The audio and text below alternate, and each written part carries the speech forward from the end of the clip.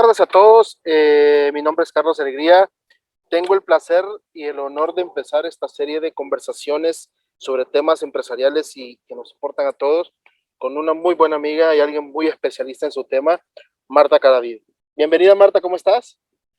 Hola Carlos, pues súper bien, aquí contigo comenzando este ciclo de conversaciones de negocios, de compliance, auditoría y de todos estos temas que a veces son un poco dolorosos y espinosos en Latinoamérica. Así que sean todos bienvenidos.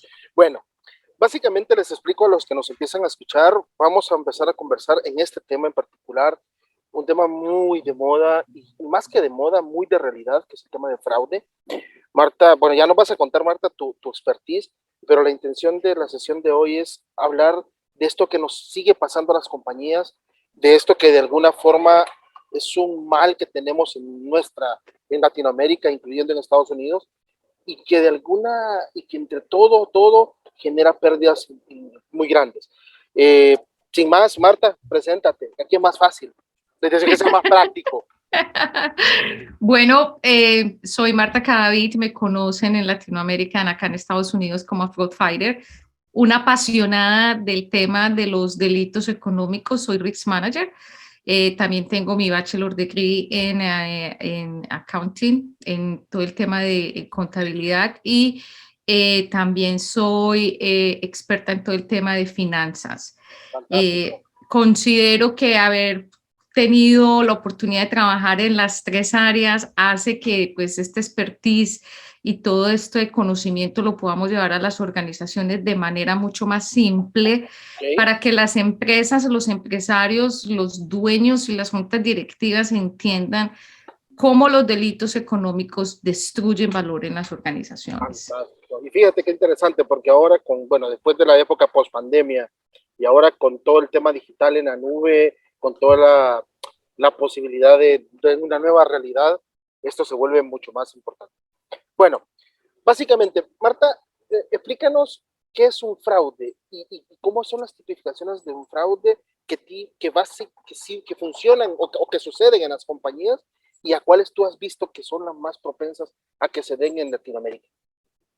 Wow, bueno, el fraude básicamente es el abuso de confianza a través del engaño que puede ser cometido por uno o por varios individuos que siempre están buscando un beneficio personal por encima del colectivo.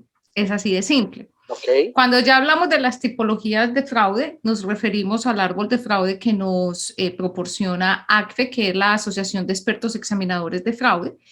Y para este caso yo lo tropicalicé para Latinoamérica en vista de que nosotros actuamos un poquito diferentes a, por ejemplo, al continente europeo o lo que vemos claro. en Canadá y en Estados Unidos. Entonces, los fraudes más comunes y de pronto los que tienen un impacto económico más fuerte es todo el tema de corrupción a nivel privado y a nivel institucional, Correcto. organizacional del gobierno. También tenemos la malversación de activos, que es cuando las personas se roban el dinero, los inventarios.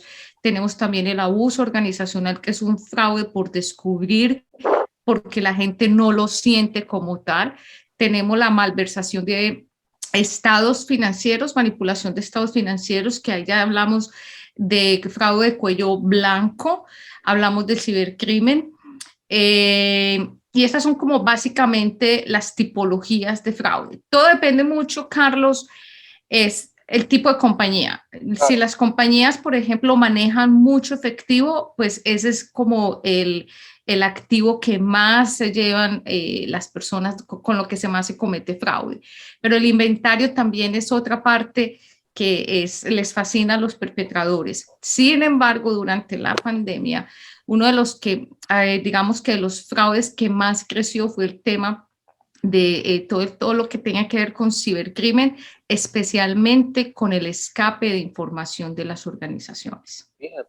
Fíjate qué interesante, porque yo estuve hace unos años trabajando en Citi, en El Salvador, y yo recuerdo que Citi era maniático, porque no tiene otra palabra, del robo de información y del phishing y todo esto, a tal punto que una política de ellos es que en ningún escritorio ejecutivo podía quedar un papel. Ajá, Y sí. platicando contigo en otras ocasiones, y para lo que nos ven, muchas veces los fraudes son en el día a día y son mini fraudes que se convierten en grandes, ¿cierto o no cierto? Mira, no hay fraudes grandes ni fraudes pequeños. Ok. El fraude es fraude desde que lo entendamos con el concepto que anteriormente di. Es un abuso de confianza perpetrado por dos o más personas, está pues enfocado en el engaño y se saca una ventaja personal. Listo, eso es fraude. Otra cosa es el impacto económico. Entonces, claro, tenemos, por ejemplo, el fraude que comete una persona que administra el petty cash, la caja menor o la caja chica, donde se está llevando $100 al mes. Y tenemos también el fraude que comete, por ejemplo, la junta directiva, el consejo directivo, el board, donde tratan de manipular los estados financieros para mostrar una cara diferente de la organización para una negociación específica. Ambos casos son fraude, ¿ok? Aquí lo que pesa para la administración de riesgo es el impacto económico. ¿Será que le vamos a poner, es más grave el caso de fraude de la persona que se llevó los $100 cada mes o este que es de manipulación de estados financieros? Entonces, ahí es donde nosotros como administradores de riesgos entramos a operar y a decir, bueno, pues para el problema de la caja menor montemos controles y para este problema de riesgos de manipulación de estados financieros tenemos que hacer otras cosas. Imagínate. Pero las dos, o sea, para que no vamos a extremos, ambos casos son fraude. Fíjate, yo estuve trabajando también con temas de prevención de lavado de dinero y sistemas inclusive que generaban todo el tema de transacciones fraudulentas, pitufeo, sí, etcétera, etcétera. Pero eso es post-mortem, o sea, eso es cuando sucede, ¿no? Claro. Entonces, la pregunta y de las cosas por las que creo que me interesa tanto, y a lo que nos ven, nos va a interesar tanto, es porque cuando suceden las cosas, el daño ya está hecho, y es muy poco lo que se puede arreglar. ¿Cómo es el tema de prevenir fraude? Entendiendo la prevención de fraude desde la motivación, ¿no? Hay un triángulo, explícanos el triángulo. Sí, no, ahí estás, a mí me fascina el triángulo. Ahí estás tocando varios temas. El triángulo del fraude es una teoría que Donald Creasy empezó a entregarnos desde los años 50 y él se dedicó a visitar diferentes sitios carcelarios, a preguntarle a la gente por qué habían hecho lo que hicieron. Finalmente él aterrizó en una teoría donde dice la gente hace lo que hace porque tiene una necesidad social, familiar, económica. Hay una oportunidad que la crea la empresa por la laxitud de los controles internos, pero también hay perpetradores que se dedican a explotar, a reventar los controles internos. Y finalmente, el último vértice es la justificación, porque las personas se ven o nos vemos a nosotras mismas como personas con problemas que vamos a solucionar al escondido sin que la organización se dé cuenta, tomando los recursos de la organización. Ahora, recordemos que esto pasó en los años 50. De aquí con lo que estabas comentando, Carlos, que los negocios han cambiado, hay hiperconectividad, el Internet nos transformó la manera de transar prácticamente a nivel global. Entonces, también la forma de cometer fraudes cambia. Entonces, ya hoy en día encontramos que aún si la persona tiene esas, cumple como con la motivación, con la necesidad, la oportunidad, la racionalización, si no tiene la capacidad, no puede cometer fraude. También encontramos, ya nos movemos entonces a otro vértice que es el ego, donde encontramos que hoy las personas que cometen fraude de cuello blanco son personas anómicas, egocéntricas, que aún sin tener la necesidad económica siempre se justificaron haciendo lo que hicieron para poder salvar la compañía. Y finalmente el tema que le pega más duro a las organizaciones es el aspecto cultural.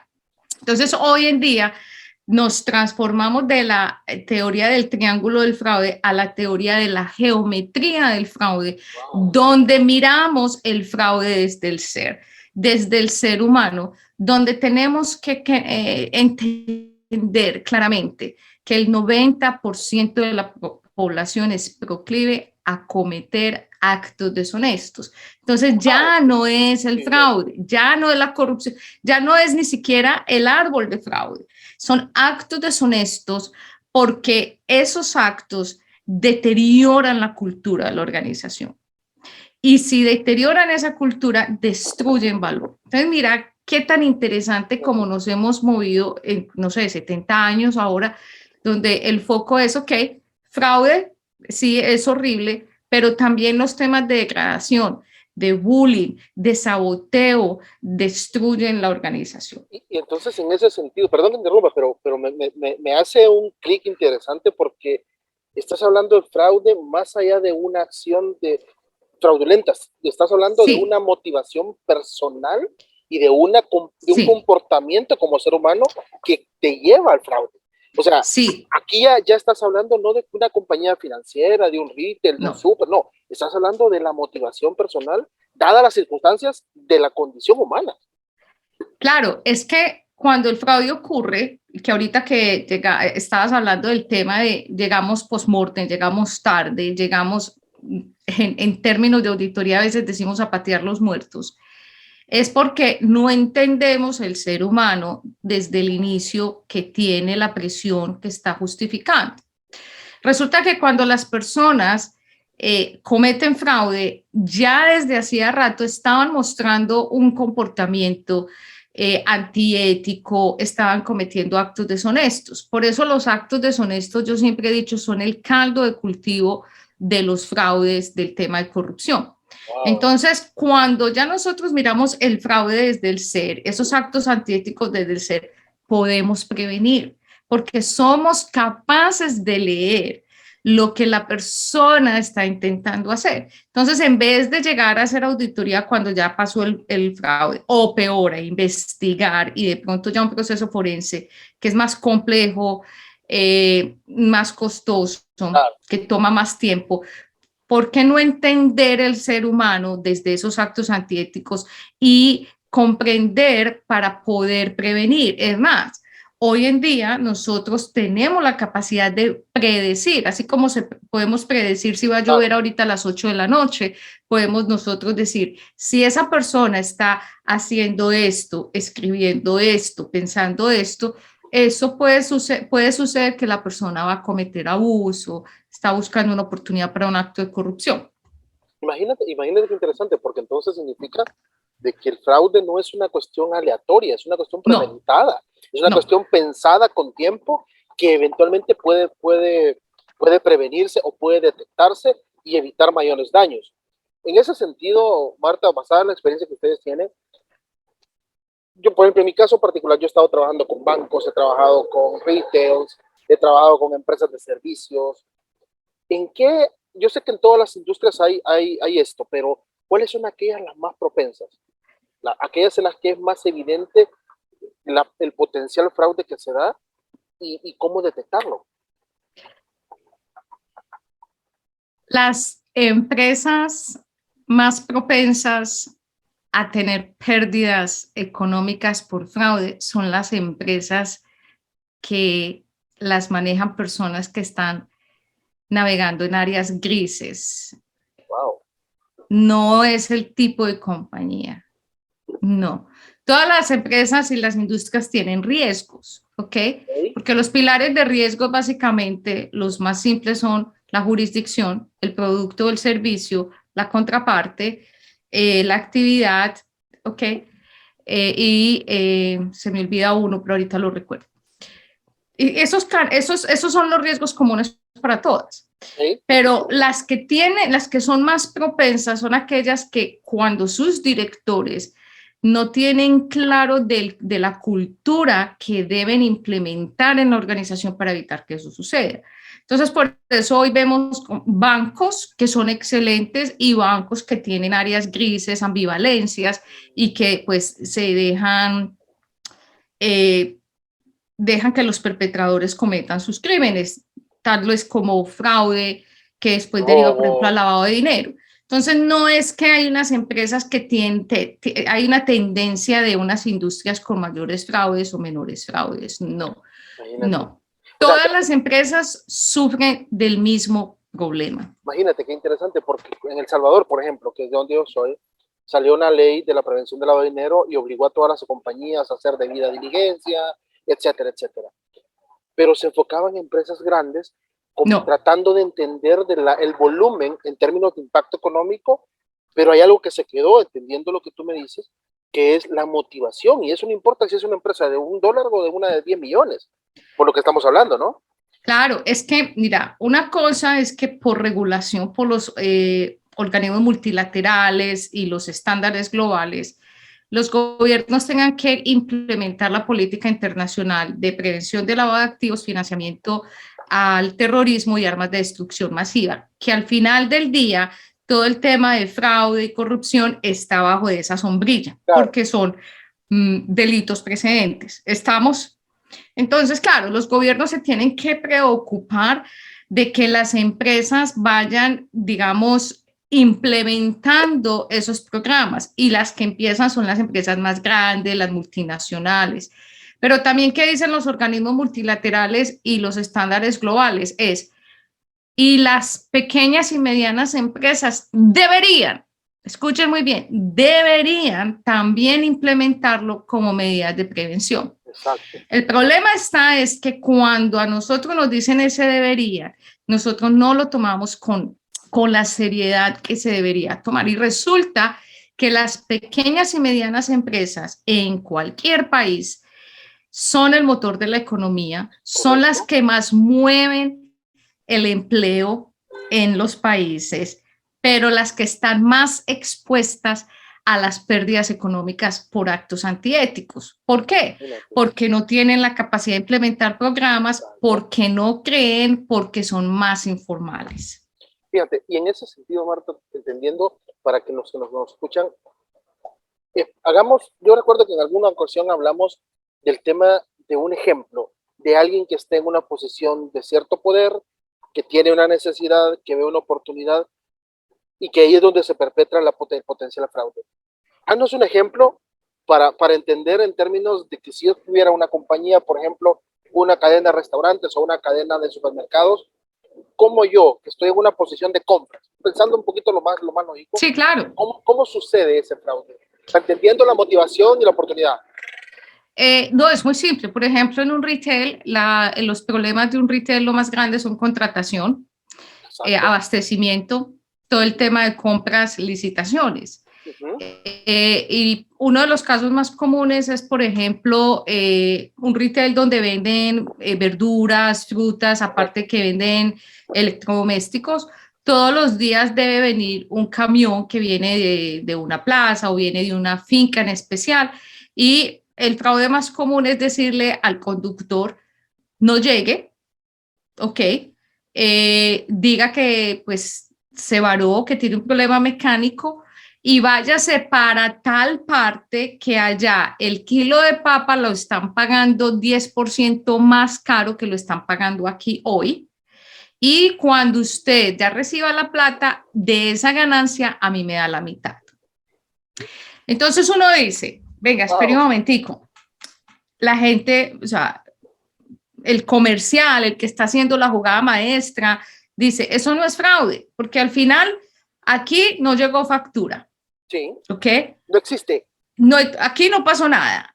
A mi proveedor de todas maneras vendió, y yo simplemente encontré una oportunidad de ganarme un dinero extra.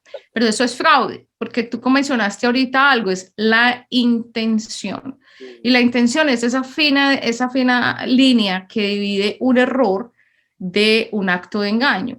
Entonces, aquí el señor no cometió el error de decirle al conductor, en vez de traer la papa al almacén, a esta tienda, llévesela a la competencia, que ya le van a pagar la papa un poquito más cara, y a mí me da parte de esa ganancia.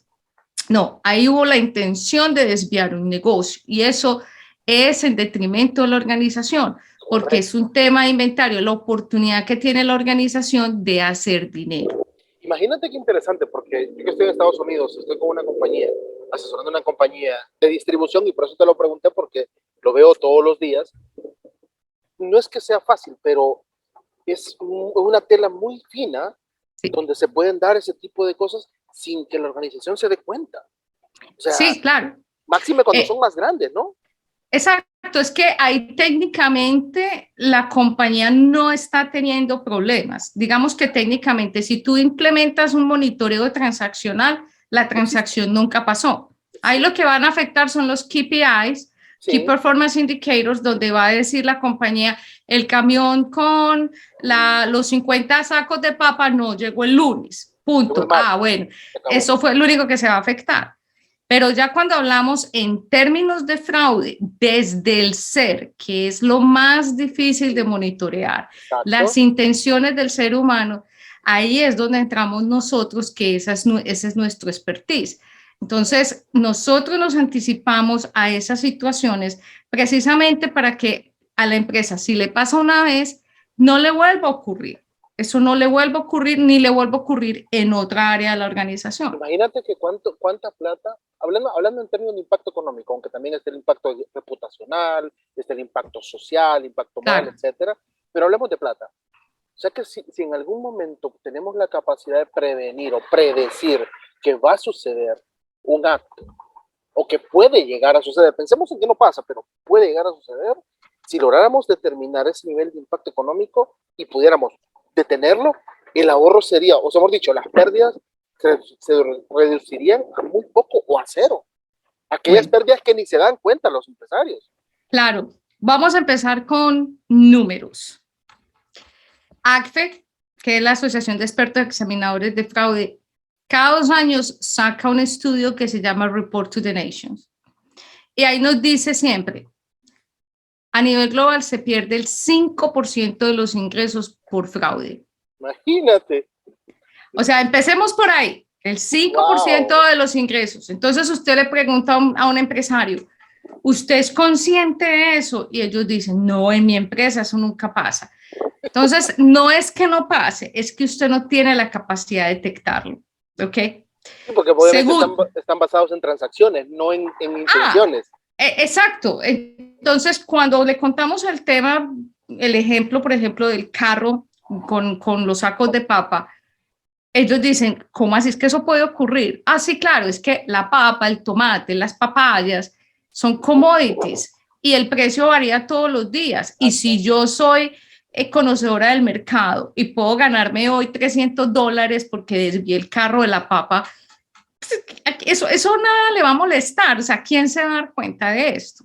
¿Ok? Entonces Imagínate. empezamos con ese 5% de pérdida. Segundo indicador, el 90% de la población es proclive a cometer fraudes, a cometer actos de corrupción. Ese numerito hay que controlarlo en la organización, ¿ok? Tercero, lo que más les gusta a los perpetradores es el capital de trabajo, la cartera, los inventarios y el tema de proveedores. Y Imagínate. obviamente el disponible, ¿ok? Y resulta que las empresas solo son viables con la capacidad de hacer dinero hoy y en el futuro. Claro. Una empresa vale por esa capacidad de hacer plata hoy. Puede tener un estado de resultados hermoso, una rentabilidad bella, pero si tiene cáncer en las cuentas por cobrar, si tiene cuentas por cobrar más de 90 días o incobrables, esa empresa está muerta. Y a los perpetradores les encantan esas tres cositas porque ahí pueden esconder muy fácil. Si se van a robar el disponible, utilizan esas tres cosas. ¿Ok? Mira, interesante. Cuarto, el abuso, que es ese fraude por descubrir, afecta directamente al EBITDA. ¿Qué el EBITDA? Es la utilidad de la compañía antes de intereses, antes de pagar la deuda, ¿ok? Y, o sea, en conclusión, el EBITDA es la utilidad de la compañía en plata. Y cuando la empresa empieza a sufrir el abuso organizacional, porque hay gente que se lleva las cosas de la compañía, todo eso se va a un gasto. Entonces el EBITDA se disminuye. Claro. Y el EBITDA es el indicador más importante con el capital de trabajo, la capacidad de hacer plata en la compañía. Imagínate el nivel de impacto que puede tener una intención de Ajá, materializándose. O sea, para ir aterrizando, se nos está acabando el tiempo, básicamente fraude, como lo estamos hablando contigo, es un juego de intenciones que se transforma en realidades sí, y no podemos detectarlo. sí, Y que tal cual. el impacto puede ser tan grande que no tenemos cuantificación de cómo va a ser, No, porque hay muchas maneras de medirlo.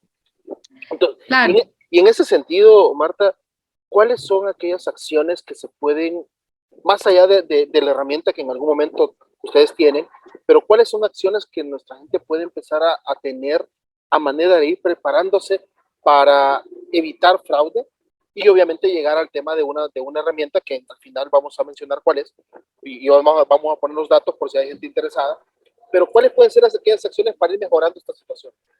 Bueno, yo pienso, Carlos, que aquí la parte clave es entender el fraude y los actos deshonestos desde el cero. Y no pensar que el fraude le pasa al vecino o que el acto de corrupción solamente le compete al gobierno. No. Hay que tener una actitud de cero tolerancia. Y cuando yo digo cero tolerancia a los actos deshonestos, es a cualquier acto deshonesto. Y eso es algo que deben hacer todos los días desde digamos que el grupo más alto de la organización y ya derivarlo a todos los empleados. Claro. Entonces, es empezar a crear esa cultura. Antes de implementar líneas éticas, antes de comprar cualquier herramienta, es entender cómo está su cultura influenciada por los actos antiéticos. Y en ese sentido, perdón que te interrumpa, nada más me viene a la cabeza algo muy importante. ¿Hay maneras de hacer un análisis o un diagnóstico de la cultura pensada en fraude? Sí, claro. Parte de nuestra experiencia y de lo que nosotros proveemos es hacer ese análisis de riesgos dentro de la organización para determinar qué tan comprometida está la cultura dentro de esos actos antiéticos. Te digo esto porque siento que esa es la puerta de entrada a todo lo que se pueda mejorar, porque como dicen, no, tú no puedes mejorar algo si no lo puedes medir. Claro. Si mides cómo estás, ya tú sabes si estás mal, bien, medio mal, muy mal, y ahí a partir, ¿no? Sí, sí, es simplemente encarar la situación, dejar de navegar en aguas grises, porque nosotros hemos encontrado clientes donde se aceptan actos de fraude y lo llaman malas prácticas, cuando realmente es fraude. Pero lo hacen porque pues es un motor, tienen un motor comercial muy grande donde esas prácticas son viejas, se han encarnado en la piel y hay que hacer todo un trabajo para poder desinfectar a esas personas, y perdón que sea tan práctica, y así tiene pero que ser, es claro, que decirle a un comercial que mueve millones de dólares haciendo ciertas prácticas que llevan 20, 30 años en el mercado, y no, es difícil, no es imposible, pero es entender, Carlos, el tema de la intención, los indicadores que te acabamos de dar, utilizar, llamar expertos que les ayude también como a ir desempolvando y organizando la casa por dentro, y obviamente con herramientas que les ayuden a predecir, más que detectar, incluso es predecir cuando las personas pueden cometer un acto antiético. Fíjate, Marta, de verdad que esta charla da para estar toda la noche hablando, porque hay mucha posibilidades en fraude. Pero para ir terminando, dos cosas. La primera es qué cosas han encontrado en su expertise. Obviamente, pues yo sé que por confidencialidad no se puede decir nadie, pero qué cosas han encontrado como ejemplo muy rápido, porque se nos está acabando el tiempo, de que han ustedes mejorado a partir de los servicios que hacen. Y la segunda cosa es, así en una descripción muy rápida también, ¿cómo funciona la herramienta Fraud Explorer? Por ejemplo, en el tema financiero, nosotros somos muy fuertes en la parte comercial, detectando fraudes en las personas que pagan las comisiones anticipadas, pagan cuotas anticipadas, en el tema de lavado de dinero y corrupción, detectando pirámides en los mismos bancos. Wow. Hemos trabajado con aerolíneas donde el área de mantenimiento vende los motores, vende las partes de los aviones en otros países, o sea, estamos hablando de grandes ligas. Wow. Tenemos un cliente donde el gerente ellos manejan todo el tema de caballos y ganado muy costoso, y este gerente con idea se creó una compañía para él, donde descartaba estos animales que son por demás espectaculares y los pasaba a la compañía de él y los vendía para él.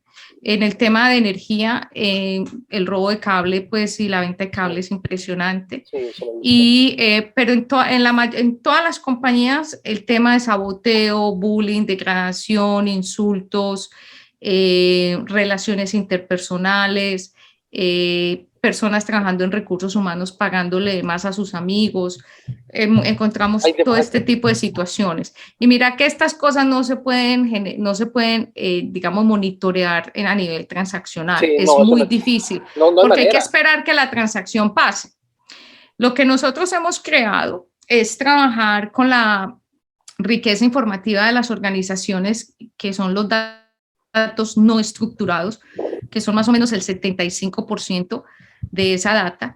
Nosotros la tomamos y a través de el procesamiento del lenguaje natural, la semántica y basados en la teoría del triángulo del fraude, nosotros creamos toda una estrategia holística con procesos, personas y tecnología para ayudarle a las organizaciones a predecir, prevenir y detectar actos deshonestos como fraude, corrupción, abuso, despilfarro y otras como el matoneo, por ejemplo, la degradación, la desmotivación. Toda esta estrategia nosotros la llamamos de Fraud Explorer, que es todo un servicio que nosotros proveemos a las compañías. Tenemos en este momento monitoreados más de 72,000 personas en muchos clientes de muchas industrias y todos nuestros casos han sido exitosos porque infortunadamente todas las empresas sufren de este mal. Imagínate qué interesante. Marta, de verdad que, como te digo, podemos seguir hablando del tema. La herramienta es espectacular lo que puede hacer, entendiendo, como dijimos al principio de la conversación, la intención y el comportamiento social de nosotros los seres humanos, sobre todo en Latinoamérica, donde nos vemos en el 90% de la gente presionadas por algún tema, y las compañías son el terreno donde podemos cometer algún fraude mínimo, sin piadoso, etcétera, pero que termine convirtiéndose en un problema más grande cuando ya se empieza a cuantificar, ¿no? Sí, tal cual, cual. Mira qué interesante. Marta, pudiéramos seguir hablando toda la noche, como te digo, pero vamos a dejar hasta aquí por tiempo. Me agradó y me encantó la conversación. Sé que a la gente que nos va a escuchar, nos está escuchando, mejor dicho, le va a interesar mucho el tema. Abajo vamos a poner la dirección de ti, de César, por si tienen intenciones de conectar más con ustedes y empezar a tener una conversación mucho más cercana para sus organizaciones. No me queda más, Marta, que agradecerte el que estés con nosotros ahora y que ya estés en el calor de Chicago. Sí, ya, finalmente. No, muchas gracias, Carlos. Me parece que estas conversaciones hay que tenerlas abiertamente y obvio cuando lleguen las personas que tienen más curiosidad, pues ya lo hablaremos en forma confidencial, pero la invitación es, abran sus puertas, déjense en ayudar, entiendan que el tema de fraude y de los delitos económicos, de los actos antiéticos, son el destructor o son los destructores silenciosos de las organizaciones. Correcto. Bueno, Marta, muchas gracias y nos estaremos viendo. Cuídate. Chao, gracias. Bye. Hasta pronto.